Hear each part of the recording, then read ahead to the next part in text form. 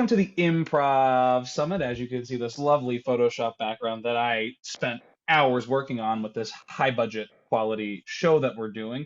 Anyways, my name is Spencer. I'm your host as always, and with me today I have an awesome guest.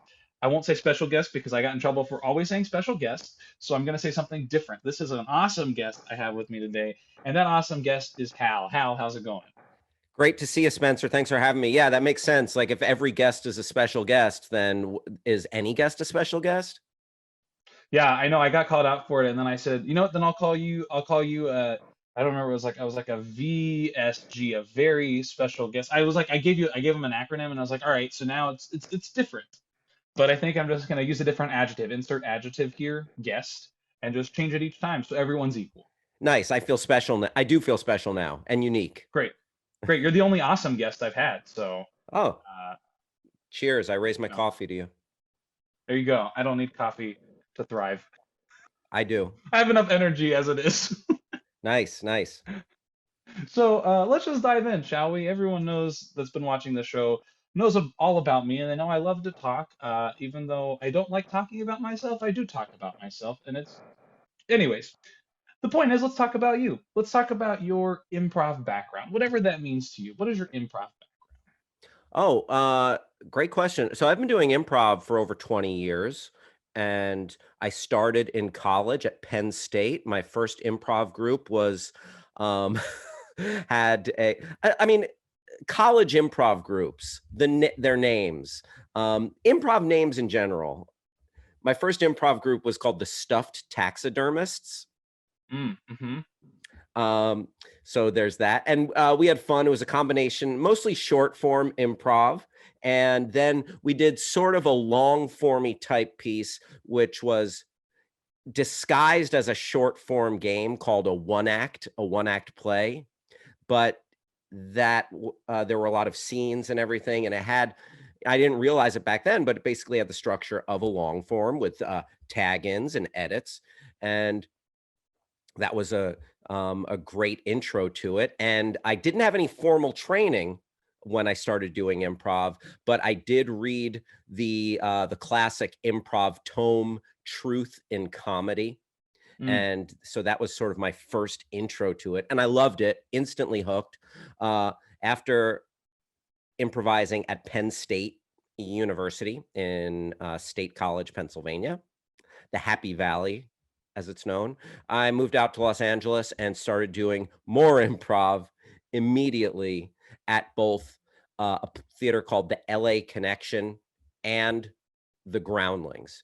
And the LA Connection was great because it gave me a lot of stage time real quick. It let me fall on my face and succeed and learn how to be funny in front of an audience that much more. I was already having fun in college. LA Connection gave me a lot of opportunities to do that, both sketch and improv. And then at the Groundlings, I was there for several years, ended up making it into the Sunday Company at the Groundlings, which was something I was just super stoked about, and had a great time performing at the Groundlings for over a year.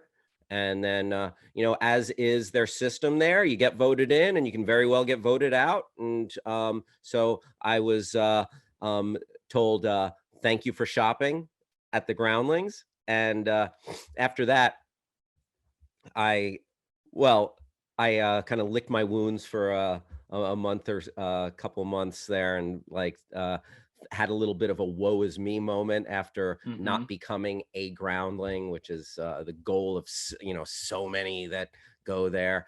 And but then I was like, okay, what else is out there? And I started improvising at IO West, and I fairly quickly got on a Herald team at IO West Mm. and was having a great time there. And then UCB opened up in Los Angeles. This was around 05, 06.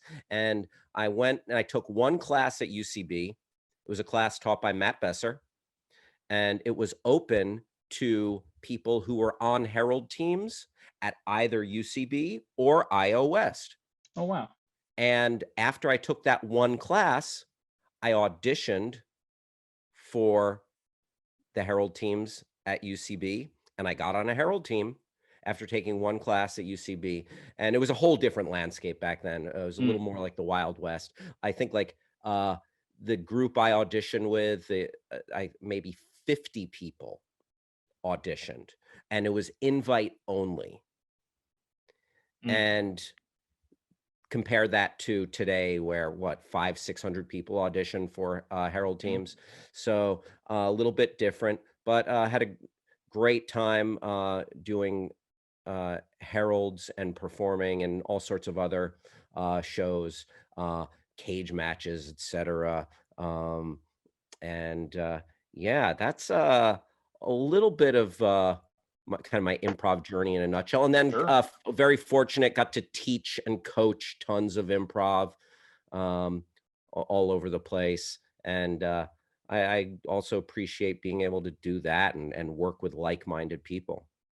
Mm, I love that. I'm also glad you brought up Truth and Comedy because that was the first improv quote unquote book that I ever read. I did IO was the first place I did. And I don't know if I would have continued improv had I not like read that book because it felt so digestible and it felt like I was like, oh, improv is just like being a heightened version of yourself or taking these concepts. It's like, oh, improv, like it's not that hard. It's literally taking the truth of my existence and putting it into make 'em ups Yeah, and fun stuff. And so that was to me, I was like, oh, this feels like an attainable goal for me, something that I can do and something that I will enjoy. So I thought that was that I still have that book actually. I mean, I have all my improv books. There's like three of them, but hmm, I have that's the one that I'm like, maybe I'll read this again someday. I say that now on camera as if I'm ever going to read that book again or any book. I don't usually reread a book. yeah, Um, I think I've maybe same. reread I maybe reread I maybe reread one book, my favorite book of all time, and it was like not as exciting the second time Sure. because I was What like, I book is know that? The Curious Incident of the Dog of the Nighttime. Love the book. Love the play. I saw it in New York with the original cast, so it was really exciting. But it, I just like I can rewatch movies all day, but for whatever reason, rereading books it doesn't feel the same to me. But like I Yeah. can quote movies and still get a lot out of them. It's quite interesting to me how that works. I mean, reading a book is that much more of an investment, you know? That's true. That's true. A lot of movies I put on now while I'm working, since Yeah, you everything's just online have it on in the currently. background or just jump in anywhere if you've seen the movie. Like it's hard to just jump in the middle of a book. It's like, oh, you know what? I love this book. Oh, I'm gonna take Confederacy of Dunces and just jump into page 74. Yeah. What? Yeah. Yeah, it's like with movies I'm like, "Oh, this is the part I don't like. Let me skip this part." And like Yeah, it's like I still know what's happening. I don't have to actually like watch the movie from start to finish. Or it's like, getting ready for bed, I can put on a movie that like I find boring and like I'll get halfway through it, be like, all right, I'm done, and then go to bed. And then I don't have to worry about finishing it. yeah. So that's what I think. There's something else I wanted to bring up, but I don't remember because I lost my train of thought deep diving into the fact that I don't reread books. Hmm. So maybe I'll come back to it if I remember. And I might literally just go, oh, in the middle of something. Feel free to But interrupt me until mid then, sentence. until then, we'll move on to exploring improv because there's so many types of improv. And what I love is I love seeing how different people on this show, but also just in general, have their certain like types of improv that they're drawn to. Like we talk a lot about like with short form games. Like give me a good pun game any day. Like I could like really Hell do yeah. well on those. I mean, I love Or dad jokes. I love yeah, puns. but like Absolutely. then there's also like genre stuff. Like I've noticed that when I've been taking classes, especially in improv, I've been loving like the genre stuff. I did Shakespeare, I did Jane Austen, and I'm not Did you like work with super Dan versed in O'Connor those. at all? I did not yet, Okay. anyways. But Hmm. I had Brian Lohman and Paul Rogan. Both were great, and what I loved is that it's allowing me like I'm like I don't really like Shakespeare or like I don't really like Jane Austen, but for some reason I was so invested in the stories of Jane Austen or the plays of Shakespeare during those classes because the way they're taught was so digestible, but also I was like, oh, I kind of sort of understand the style now, so I can kind of understand like the words or the vocabulary. And so like I found that like genre has been great for me. But do you have any specific like types of improv that you really enjoy, or even like any games that you enjoy before a warm up or during a show, or whatever the case may be? For you, what are some things that you really enjoy? Sure. Well, I feel fortunate that I got to do a lot of short form improv before I got heavily invested in long form, because at UCB, and maybe a little bit at IO, but mainly at UCB, the term game, the game of the scene, finding the game, keeping it to one game, focusing on the one unusual thing, is delivered to you. Like that message is really enforced at UCB. They are very game centric, as you know, and I feel fortunate that I got to do short form, because short form, it's all about playing little games, finding that game. Mhm. So I feel like, okay, there was a little bit of a learning curve playing some more uh highbrow or complicated games, or smarter games, because usually the short form games are pretty simple, but Yeah. nonetheless it's a game. So I'm glad I got to calibrate to that before I went on to kind of the big boy version of game, which is playing Mhm. game and then repeating it in heralds and playing it in different ways, either time dash or analogous, etc. But just different as far as different types of. So I appreciate short form. I have like a little bit of a love of short form. Like you were saying, the puns. There's so many. I love the individual, like kind of one-liner punny games, like World's Worst, or there's a one where you have to make up jokes on the spot called 185. Back in the day, we did like an action catchphrase, sort of an Arnold Schwarzenegger Last game. action joke. What's that? Last action joke. Yeah, sure. Or we just called it Schwarzenegger, Oh yeah. the Schwarzenegger game. So here, well, let's do it right now. Give me an object, and I will give you an Arnold Schwarzenegger catchphrase for killing someone with that object. Yeah. Sure. Let's go with a hard drive. A hard drive. Okay. Uh, boom. You are erased. Ah, yeah. See, Uh, or see, and this is where I had like I think the best pun I think I've ever given. Nah, actually, that's a lie. I can tell you the best pun I ever gave was we were doing Hey Waiter, and the suggestion was Hillary Clinton, and they go, Hey Waiter, there's a Hillary Clinton in my soup, and I said, Oh, well, here's your bill. And so that boom. that worked out really well. But with the last action joke, I remember like the suggestion was like spaghetti or something. And so I went, pasta la vista, baby. And, so it Oh, was one of those. classic. I love that. Oh, that's next level.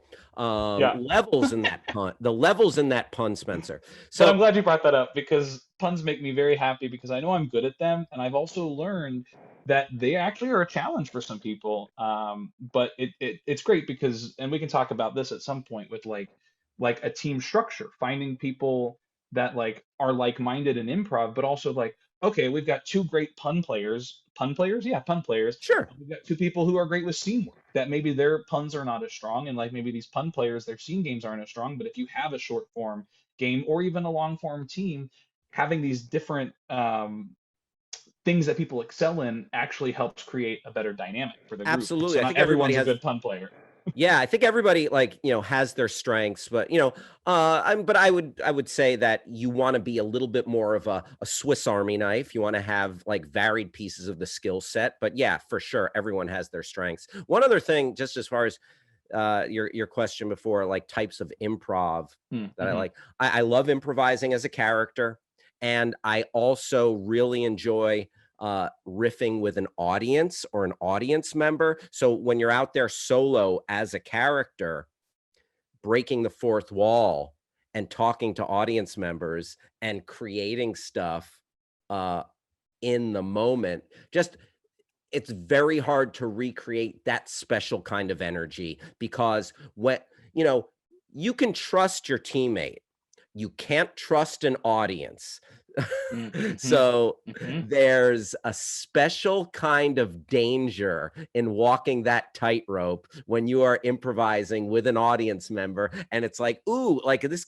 So, whatever your character is your character a little bit of a kind of acerbic and being a little sharper, or like um a little meaner to an audience? Okay, well, Mm-hmm. you can only go so far there. That's a delicate balance. Or Yeah. is the audience in on the joke? Is the person like, yeah? So there's so many variables that you're playing with there, and I gotta like, yeah, I would always get a real thrill out of doing that. And then yeah, and the Herald is it's always a challenge.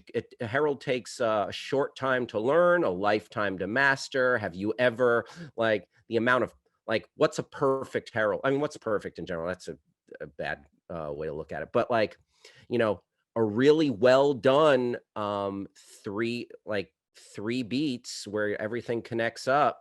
Mm-hmm. Those can be elusive. So just the challenge of the Herald is its own kind of beast. uh and Yeah. yeah, so a few Yeah, different I'd types. agree. I think what I learned specifically because I did iOS first, so I learned Herald was like, that's like the form that we kind of did later on in the levels. And then going into UCB, so I think I was in like level 4 at IO, well I took level 1 at UCB. Yep. And what was and so then when I got to 201 at UCB, it was almost like I was retraining my brain because I was like, I already understand Herald structure. By the time I got to 301, I was like, I understand Herald structure. And my teacher was like, 301 is just Herald. I'm like, yes, I want to like start again and learn the basics of the Herald structure because I know it, but I know that there's things that I can pick up on. And my brain was very much when I first started improv, very left brain of like, I understand the beats of a Herald. I know how to get from point A to point B.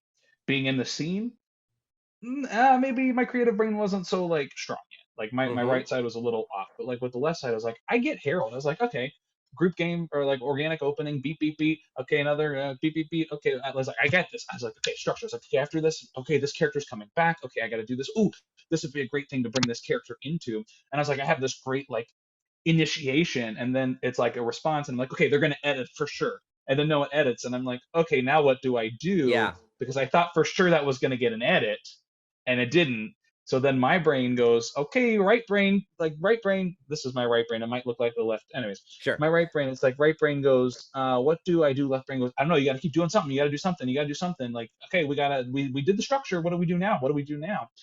And as I started, and then once I got to UCB, the 201 class, some people love it. I mean, I loved it, but I also was like, it's so heady. There's like, it's so of like finding the game and finding this and finding that. And that's when my brain almost re-clicked and it was like, oh, I can find this. If I don't stress about it and I just discover where the game is, there's always a game that I can play that I can take this game and roll with it until I've exhausted that game. I don't have to think about what's going to happen next or when the edit's going to happen because I've discovered that moment that I can live in. And so I think that it was like taking IO and UCB, a little short form from comedy sports, a little bit of re-improvisation with Second City, taking all these different places. Maybe sometimes taking them all together was a lot, but sometimes like here I was like, oh, this clicked. My right brain clicked. This, oh, my left brain clicked. This, oh, getting to the game quickly. That's where this, oh, re-improvising. Oh, if I could have made this choice. Like taking these things all really helped me build my brain. And I think one thing, and you can probably attest to this, is I went in with the mindset of like, either I know improv or I don't. And if I don't figure it out, then I'm not a good improviser.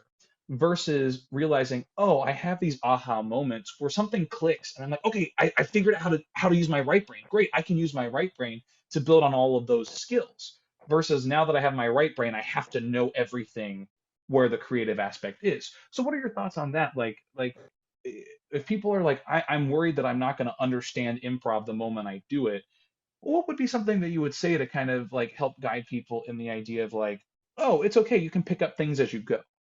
I mean, improv's like anything. You're not, like, if you don't understand it the moment that you begin, you're you're in the right place. You're doing it Right. correctly.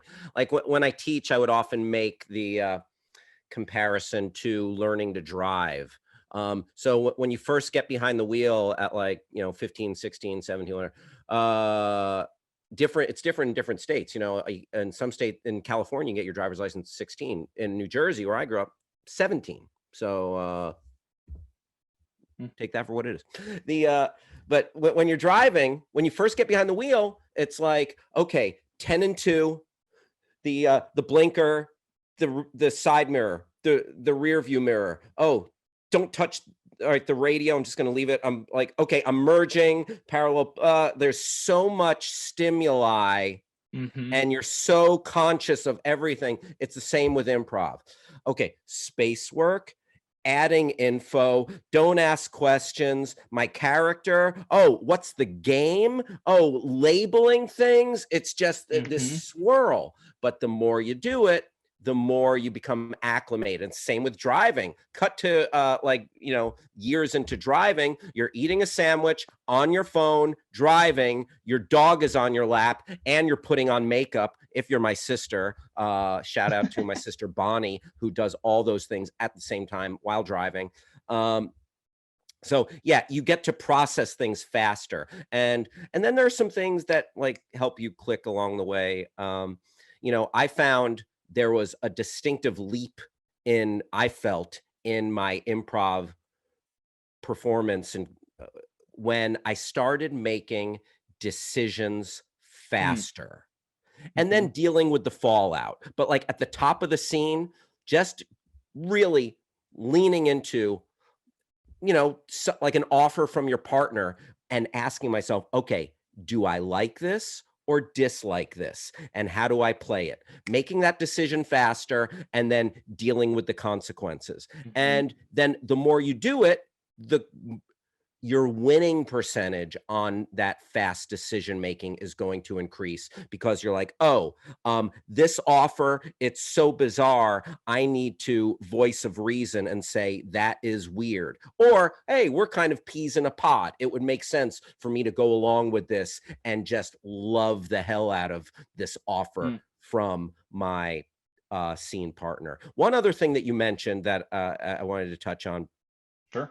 because you said you were at iOS and UCB at the same time. So was I. I was on a Herald team at iOS, and then I got on a Herald team at UCB. I was on a DHT at iOS and Mr. and Mrs. All Star at UCB at the same time. Mr. and Mrs. All Star, my first Herald team at UCB, and heralds are done so differently at the two places that it was a little bit of a mind fuck for me Oh, at sure. first, because at iOS they didn't necessarily enforce or preach following the game. You could follow a character, you could follow an emotion, you could follow a thing that comes up in the moment, you could follow the story. It seemed, and I found that like we were left to our own devices, and like there were high highs and low lows, and uh, Mm-hmm. it started to get frustrating, because I found that following the game was a little bit more of a stabilizer for Mm-hmm. your herald, and having everyone just potentially going in different directions within your herald at Mm-hmm. iOS at times when it wasn't clicking. I found that to be kind of vexing at times and frustrating. Whereas at Mm-hmm. UCB, oh yeah, the heralds can still be frustrating, but at least you're all trying to find that game. We're all united in that goal. So I found like just the crossover, there was a little bit of a learning curve and an adjustment period there. And eventually, yeah, I'd left IO, RIP IO, by the Mm-hmm. way. And then doing it at UCB. So, but that Mm. calibrating and being like, oh, what are we as an improv team going to follow?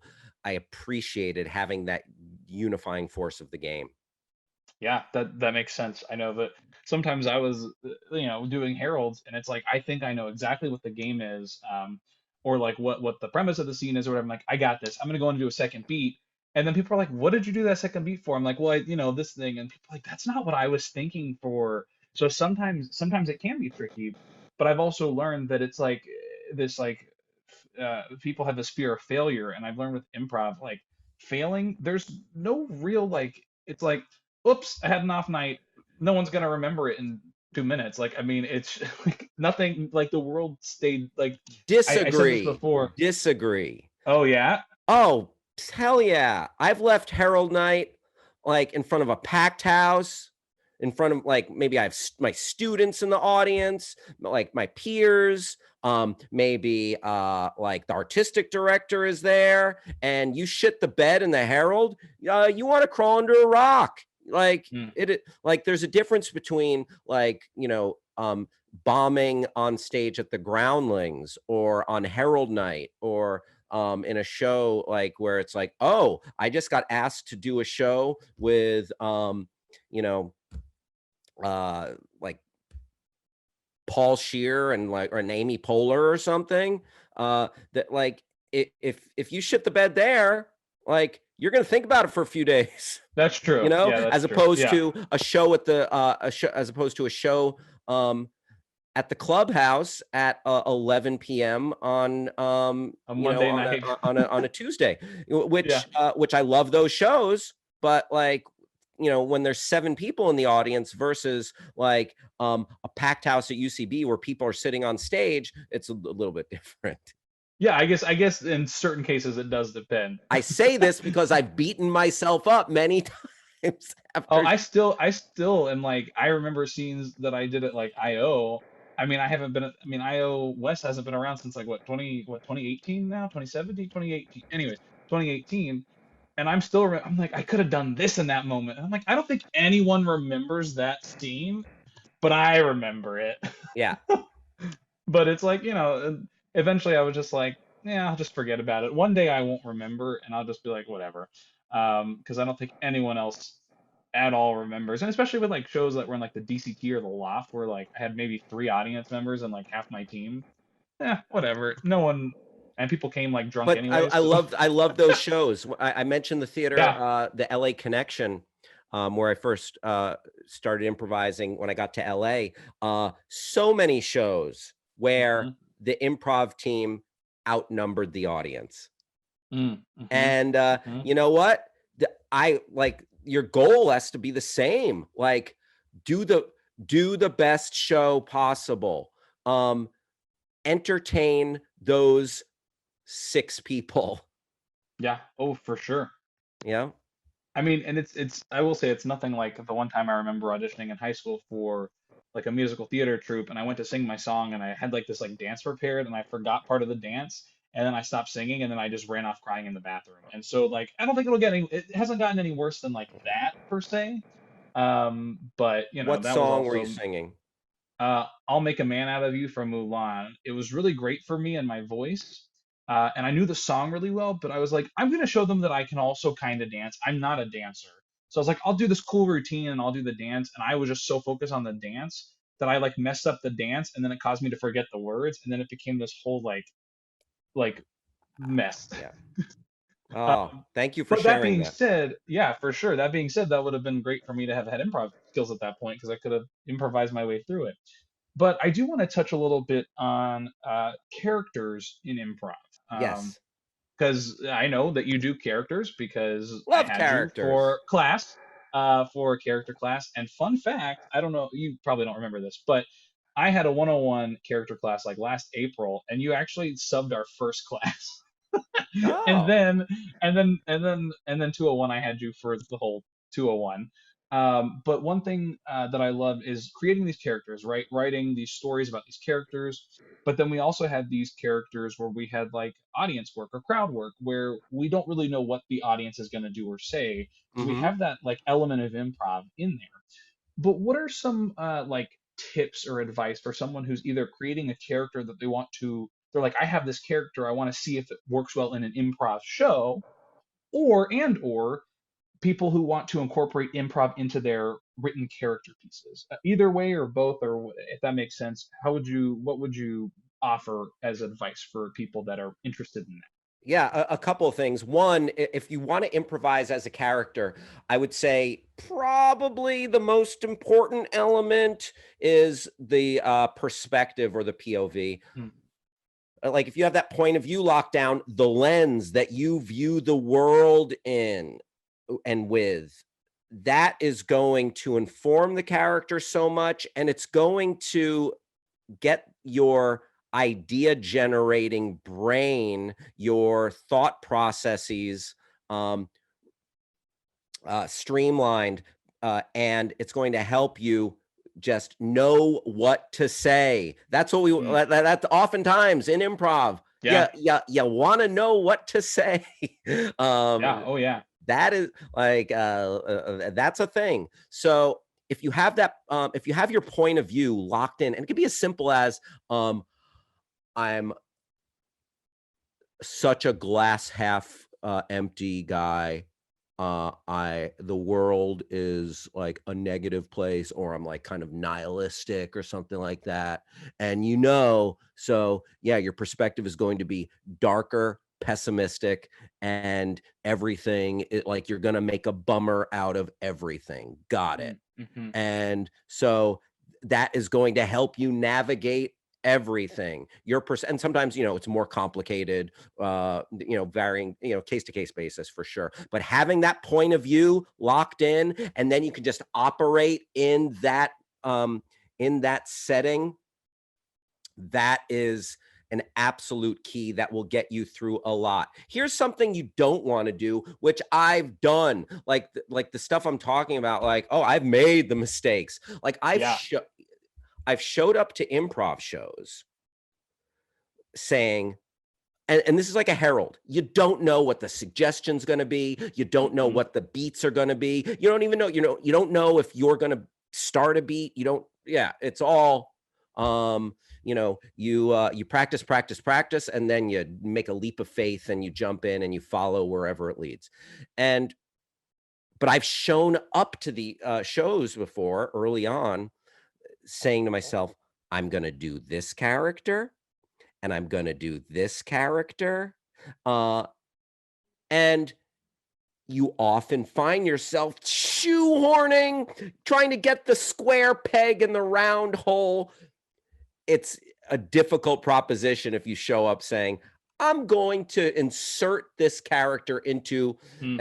yeah. So it's different with short form. Short form, I got to do a lot of character-based games and scenes, and it was by design. Like you're like, okay, we're going to improvise this short form scene, and you can play whatever character of your choice. So that was another positive benefit from short form. But looking for those opportunities and being ready when they come. So if you're in a herald, or if you're in a long form, if you're in a um just more of a loose long form montage or something, if the opportunity arises for you to play something that's a little bit more familiar to you, great, but you want it to come organically. But doing it enough times, like having enough practice doing the voices or working on the perspective, and sometimes you'll do offshoots of a character, like, Mm-hmm. oh, I've played this type of guy, like, so for example, like if I'm doing a voice like this, I could be a mob boss. I could own a steakhouse and welcome you to my fine establishment. I could be a casino greeter. I could be a blue collar dad who works at a construction site. Like this guy, this voice, I could be a New York cab driver, and I can make him a little bit more like more of a blue collar rough guy, or I could make him a little bit more of a, listen, I am a man of fine tastes, so I can like calibrate that. But I've played that guy enough, so if the opportunity comes, I can get in there with that voice, with that character, and I can serve the scene instead of serving my own selfish ass saying, oh, Sure. I'm going to show up and fucking ramrod this character into whatever scene. No, bad move. Play what the Herald, play what the long form calls for, play what your scene partners, play what your team needs. And then if it's something that's familiar to you that will serve and elevate the process, there you go. That's preparation meeting opportunity.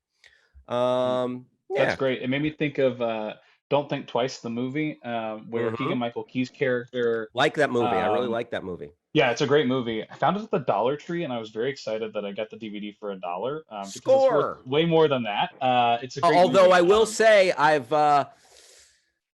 abandoned all physical media, Spencer.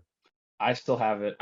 No, We good can for talk you. about Good for that you. later, Listen, when the but internet goes down for good and we are living in and we're reverting back to our primitive selves, the individual with the physical media will be the emperor.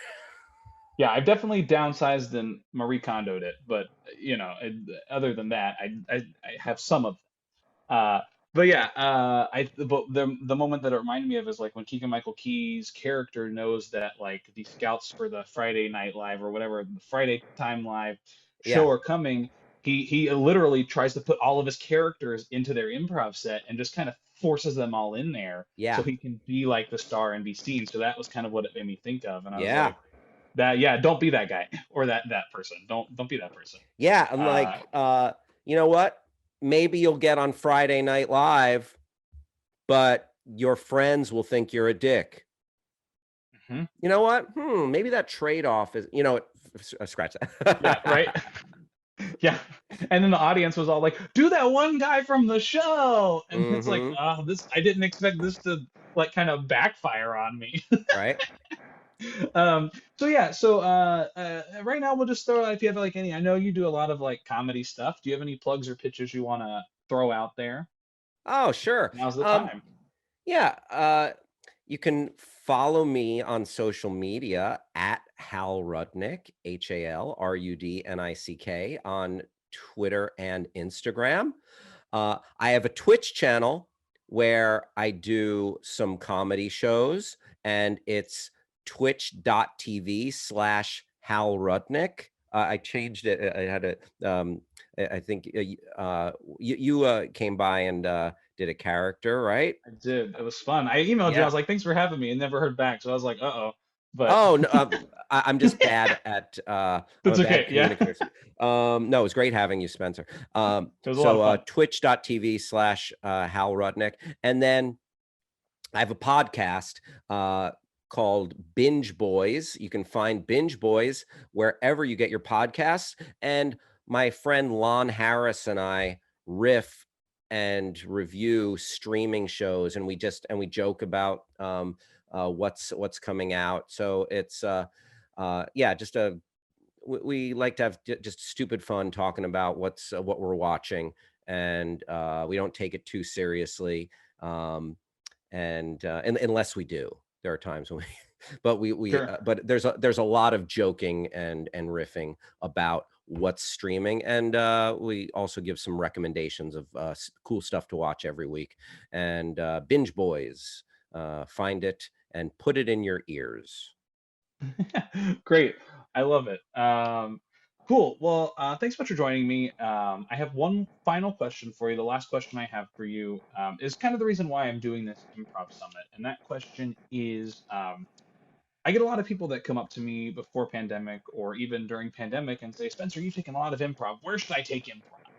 And it's a hard question for me to answer because I feel like there's a lot of caveats and a lot of like elements to answering that question.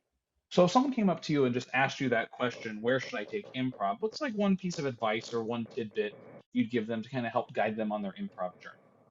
Everywhere. Take it wherever and however you can. And I would say, you want to get good training, you want good instructors, but you also want stage time. You want to be able to do the stuff and get the reps under your belt and find those 10,000 hours. And just taking it at one theater and totally investing in one theater, that you might not be completely serving your best interests. I think the best training is, maybe I'm a little biased, but like where I'm currently at, UCB offers amazing training, but I'm not going to tell you not to study at other places. And As you are matriculating in this improv world, as you are looking for opportunities, take the opportunities Hmm. wherever, however you can get them. And you never know what's going to happen. And then if a door opens and you get on a team at UCB or at Groundlings or at Second City, whatever, then maybe you go a little harder in that direction. But open yourself up. There's wonderful stuff happening all over. I have Hmm. so many friends at the Pack Theater. I taught briefly years ago at the West Side Comedy Theater. Whatever town you're in, wherever you're watching it, what is the group? Can you get are you only getting together via Zoom? Then maybe you can get a coach that's in another town, at one of the great theaters in New York or Chicago, to coach you remotely. Seize any opportunity. Just do Hmm. the stuff. And I would encourage you to study at more theaters than less theaters. Don't put all your eggs in one basket unless you find, even if you find the opportunity. I'll still do shows at the Groundlings, at the Pack, even though like I was at UCB, doing several shows a month. So find the opportunities where you can get them. I love that. I think it's great to consistently explore. And there's going to be times where you're like, this is not for me, and that's fine. There's Yeah. plenty. It's like there's plenty of fish in the sea. The old age thing. That's I don't know what. Old Yeah, adage. the old adage. Yeah, I said old age, and that's not. I knew that wasn't right, but yeah, Old age, it's yeah. because you're talking to me. It's such an old age phrase. No, Yeah. yeah, no, yeah. So that's I think that's something to also think about. But I think it's great to definitely just dive in wherever you can, There's great people all whatever's over. There's accessible. great stuff happening. And again, like I touched on those early times at LA Connection where they allowed me all that stage time, for better, for worse. And you know what? Mhm. Ended up having fun and learning how to comport myself in front of an audience. And that's, all the teaching in the world is, only goes so far.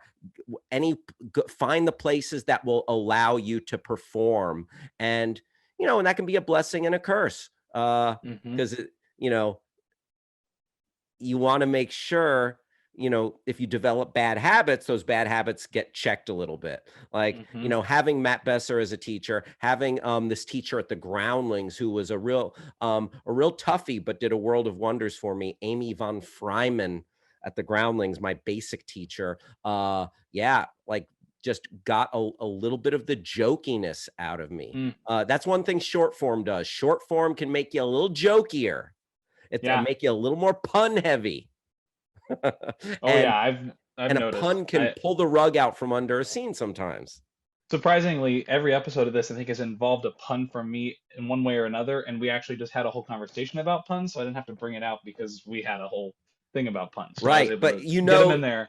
yeah, I don't, you might know the feeling, Spencer, where it's like, bam, I just delivered a pun or a joke that was like pretty funny, but then it pulled the rug out from under Uh-huh. just the delicate reality of the scene, and now we're Yep. left picking up the pieces.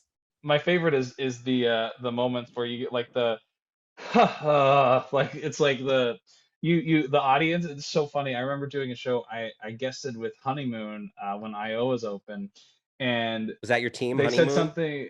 No, it's not my team. They brought me in on my birthday. Oh, okay. But it was funny because they were doing a scene, and I realized very quickly that they're very like pun heavy wordplay. Like they kind of just throw out all the rules of improv and do whatever they want, which is kind of Gotcha. exciting. And at the very end, the whole thing we're talking about, like the TV is 4K. Yeah, but she doesn't live here anymore. And you hear the audience go, and then they go, oh, the judgment of New York, and close the window. And that was the end of the show. And it was just a wonderful like turn to like the you're gonna groan at this. Well, guess what? Show's over. That's fun. That's fun.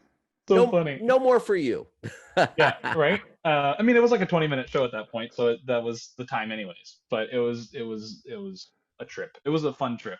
Right on. Anyway, thanks so much for joining me, Hal. I did say that was the last question I had for you, but as always on this show, I'm a big liar, and so I have one more question for you. That Okay. question is, we've been talking a lot about improv. You want to do some improv? You know what? I'd be a real dick if I said no. All right, let's do it. Great. All right, so we are going to do a little improv. And the first thing I want to do is I want to kind of explore, like, I'm going to give you something, a suggestion, and I want you to, based on that event, cast both of us as characters that would live in that world, people that would live in that world, objects, whatever it is. So I'm going to give you a suggestion, and I'm just going to have you choose any two people. You're going to cast us as whoever. We can be anybody in the entire um, world of this event. So I'm going to throw it in the chat, and then it'll be up to you to cast the scene. So I just put in there. You can say it out loud. It doesn't matter. Promposal. Yes, that is the suggestion. So you are now going to cast this scene that we will be doing. Okay. You and I are. Oh, so I just tell you who who we're playing? Yes, correct. Okay. You and I are teachers with opposing viewpoints on the promposal, and we're in the hallway watching. Great. All right, and then do you want to start, or do you want me to start? You can start. Okay, great.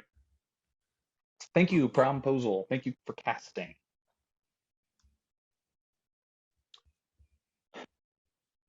Gotta be honest, these kids put way too much effort into these like promposals. I mean, it's just like ask them out. Like it's too much work, I think.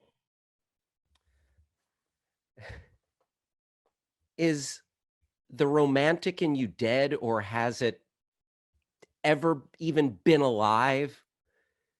Gerald, this is wonderful. The way Lily asked Jacob to go to the prom, I mean,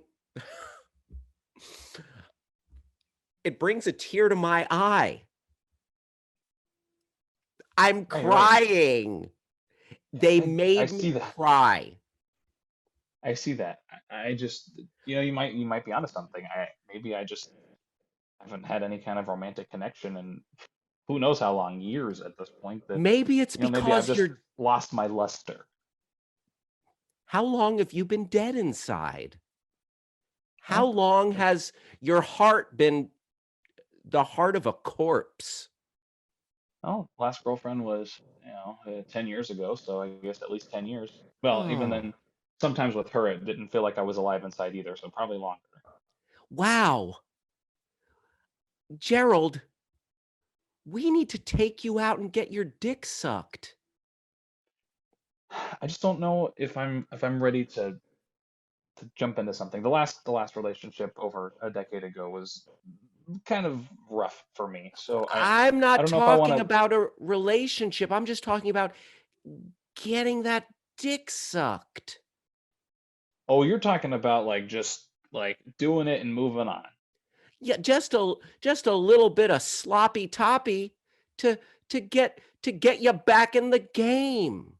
To jumps to as Motley Crue once said, to kickstart your heart. And sometimes you just got to get a little suck on the D. That's what I'm hearing. Got to enter Sandman, right? Let him enter. Sure. Maybe that wasn't the best. I was trying to do a reference to another 80s, well, 90s. I guess it didn't work. Just like my last relationship. So I don't know if this is going to work. I'm a little nervous. Oh, Gerald, you know what? I'm trying to open you up like a flower here. Let's get you to bloom. Let's get you out of this little caterpillar cocoon and get that butterfly to spread his wings. I like the cocoon. And then you'll be able to see and appreciate the beauty in other people's happiness. Like this promposal. The fact that it didn't thrill you with they brought a trombone in. I know it was a lot. It was Yes, a lot. Like, Lily rappelled from the ceiling wearing angel wings. Yeah. There was pyrotechnics. And maybe that shouldn't be allowed in the school. I mean, school. That's a very good point. They are probably going to be suspended, but it was still romantic. They can be suspended together. Yes. Well, Jacob didn't know it was coming, so maybe Lily will be suspended, or maybe expelled. But still, so romantic. I guess thinking about the pyrotechnics. I mean, I guess you could say that it like ignited her heart, ignited his heart to come together. Maybe it's igniting my heart a little bit. Maybe I'm emotionally invested in this promposal kind of scenario, and I don't want people to know, because maybe I've got a softer heart than I want people to see. I got a tough exterior. Oh, let's break down those walls. And you know what? We can do that at a little bar on the outskirts of town. There's a glory hole. And I think getting that dick sucked, that's going to, I mean, that's what maybe I'm prescribing what works for me, okay? Sure. I mean, my wife and I have an open marriage. We swing, okay? And it has kept the fires burning. You hear me, Gerald? Yeah, I hear you. It sounds like you're igniting your sex life. You're igniting your love life. You're igniting your swinging. Oh, you have no idea. Yeah, I don't know if I want to know either. You know what? You've been okay, judging me much? You know what? No, you need to get your head out of those algebra books. You're too many numbers and facts and figures. I teach algebra. I have to like constantly remind myself, because I'm not, great at teaching either. I feel like I'm not great at relationships. I'm not great at teaching. I just not great at anything, I feel like. Oh.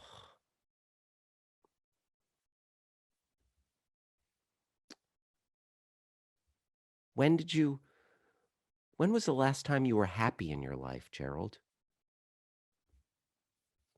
I mean, it was before my last relationship, so more than a decade ago, and even more than that, because the last relationship wasn't the happiest. So maybe before that, maybe like 15 years, 14 years. It's been a while. You know what?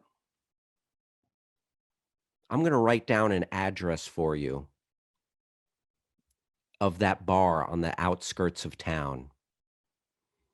It's called the Rusty Wrench.